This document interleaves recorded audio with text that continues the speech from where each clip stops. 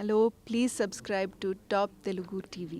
పోసాని కృష్ణమురళి దర్శకుడిగా, నటుడిగా, రచయితగా, పొలిటీషియన్గా తెలుగు ప్రేక్షకులకు పరిచయం అక్కర్లేని పేరు. ఆయన నటనలో ఎంత వైవిధ్యం ఉంటుందో ఆయన మాటల్లో వివాదం కూడా అదే రేంజ్లో ఉంటుంది. తాజాగా ఆయన సీనియర్ రచయిత పరుచూరి గోపాలకృష్ణ భార్యపై చేసిన కామెంట్స్ సినీ సర్కిల్స్లో హాట్ టాపిక్గా మారాయి. ఓ యూట్యూబ్ ఛానల్కి ఇచ్చిన ఇంటర్వ్యూలో పోసాని మాట్లాడుతూ పరుచూరి గోపాలకృష్ణ భార్యను చంపేద్దామని అప్పట్లో కత్తికొన్నా అంటూ చేసిన కామెంట్స్ చర్చనీయాంశమైంది. పోసాని కృష్ణమురళి కెరియర్ స్టార్టింగ్లో రచయితగా పరుచూరి బ్రదర్స్ వద్ద శిష్యరికం చేశారు. వాళ్ళతో కలిసి చాలా చిత్రాలకు పనిచేశారు. అప్పట్లో పరుచూరి ఇంట్లోనే ఉండేవారు పోసాని.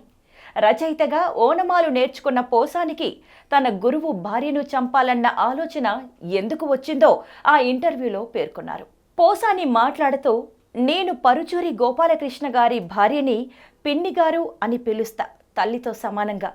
ఆవిడకు నాపై ఏవో కల్పించి చెప్పారు. ఏం చెప్పారో నాకు తెలియలేదు, కానీ ఆమె నన్ను దూరం పెట్టి ఇదిగా చూసేవారు. నాకు కోపం వచ్చేది. నేను చాలా సిన్సియర్గా పనిచేస్తున్నా, ఇంతకంటే ఏం చేయాలి నేను?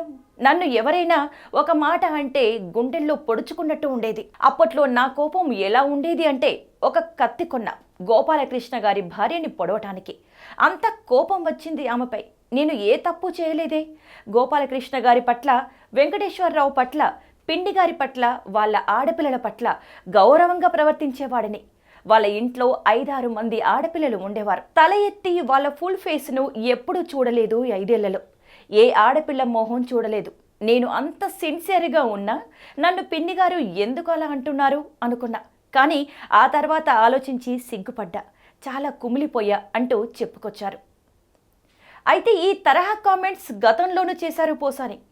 నేను ఎవరో తెలియకుండా నన్ను శిష్యుడిగా పెట్టుకొని నాకు లైఫ్ ఇచ్చారు. అలాంటిది ఏదో ఒక చిన్న మాట అన్నారని బయటికి వచ్చేసి పిండిగారిని చంపేద్దాం అని ఆలోచన చేయడం తప్పని తర్వాత తెలుసుకొని కుమిలిపోయా అన్నారు పోసాని.